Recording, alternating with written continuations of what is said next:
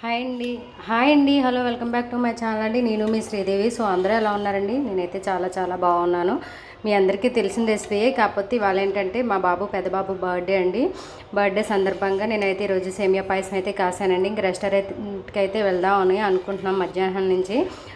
Morning బ్రేక్ఫాస్ట్కి వచ్చేసి egg egg buzz అదే సారీ బ్రెడ్ ఆమ్లెట్ అయితే వేసానండి. సో ఇంకా వాడికి ఇష్టమని చెప్పేసి బ్రెడ్ ఆమ్లెట్ వేసేసాను. అలాగే సేమియా కాసాను.